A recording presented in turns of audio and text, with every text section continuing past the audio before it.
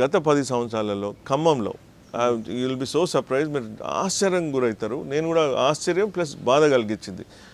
ఒక్క ప్రాజెక్టు, ఒక్క కాలేజ్ కానీ, ఒక హాస్పిటల్ కానీ, ఒక ఇండస్ట్రీ కానీ, ఏదన్నా కాటేజ్ ఇండస్ట్రీస్ కానీ, పోనీ ఎయిర్పోర్ట్ కానీ, ఏదైనా కొత్తగూడెంకి ఎయిర్పోర్ట్ కావాలి, పోనీ Kovvur railway station project extension కావాలి, ఏవైతే మేజర్ ఉన్నాయో నాట్ ఏ సింగిల్ వన్ మనకి ఖమ్మంలో రాలేదు. ఇవాళ మీరు ఎవరైనా మీరు వెళ్ళండి, గత 10 సంవత్సరాలలో ఖమ్మంలో మీరు గర్వపడేది ఏదన్నా వచ్చిందా అంటే ఆన్సర్ ఈజ్ జీరో. మరి ఇంతమంది నాయకులు ఉన్నారు. ఇప్పుడు రేణుకా చౌదరి, తుమ్మల నాగేశ్వరరావు, లేకపోతే నామా నాగేశ్వరరావు, లేకపోతే పువ్వాడ అజయ్, మీరు చెప్పుకుంటూ పోతే బోలెడంత పేర్లు, చిన్న పేర్లు ఏం కాదు లిస్ట్. మళ్ళీ అందరూ కూడా రాష్ట్ర రాజకీయాల్ని శాసించిన వాళ్ళు, దేశంలో చక్రం తిప్పుతామన్న వాళ్ళు ఇక్కడ నుంచి ఉన్నారు. మరి ఎందుకని ఇక్కడ ఏం జరగలేదంటే నాకు అనిపించేది ఇది గల్లీ రాజకీయాలతోటి ఇది అభివృద్ధి కాదు, ఇది ఢిల్లీ వారు ఉంటేనే ఇది